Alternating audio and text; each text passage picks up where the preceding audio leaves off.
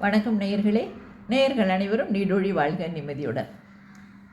இப்போ நான் கேட்டதில் ரசித்தது, அதாவது ஒரு ஆன்மீக பேச்சாளர் உரையாற்றிட்டு இருந்தார்.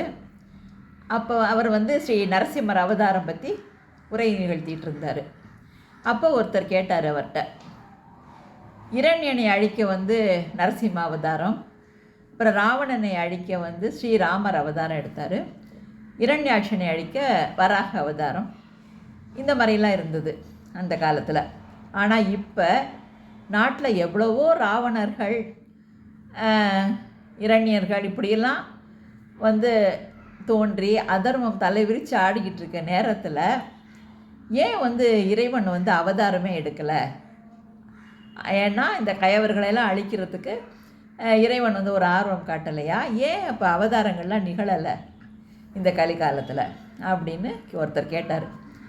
அதுக்கு அந்த பேச்சாளர் சொன்ன பதில் எனக்கு ரொம்ப பிடிச்சிது. அது என்னன்னா, இரண்யர்கள், ராவணர்கள் இவங்க நிறைய பேர், அவங்கள போன்றவங்க நிறைய பேர் இருக்காங்க. அதர்மம் நடந்துக்கிட்டு தான் இருக்குது. ஆனால் ஏன் இறைவன் அவதாரம் எடுக்கலை அப்படின்னா, ஒரு பிரகலாதன் கூட நாட்டில் இல்லை. அதாவது பிரகலாதனை போல் நம்பிக்கை, விசுவாசம், சஞ்சலமில்லாத மனசு, தூய பக்தி என்ன அந்த உடைய ஒரு பிரகலாதன் கூட நாட்டில் இல்லை. அதாவது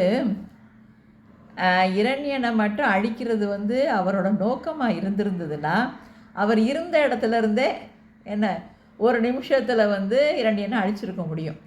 அவதாரம் எடுத்து தான் அழிக்கணும்னு இல்லை. ஆனால் இந்த மாதிரி ஒரு பக்தனுக்கு அருள் புரியறதுக்காக அவர் பெருமாள் நரசிம்ம அவதாரம் எடுத்தார். அதாவது இந்த மாதிரி பக்தர்களுக்கு அருள் புரியறதுக்காக தான் இறைவன் அவதாரம் எடுக்கிறாரு. நரசிம்ம அவதாரத்துக்கு காரணம் இரண்யன் இல்லை, பிரகலாதன் தான்.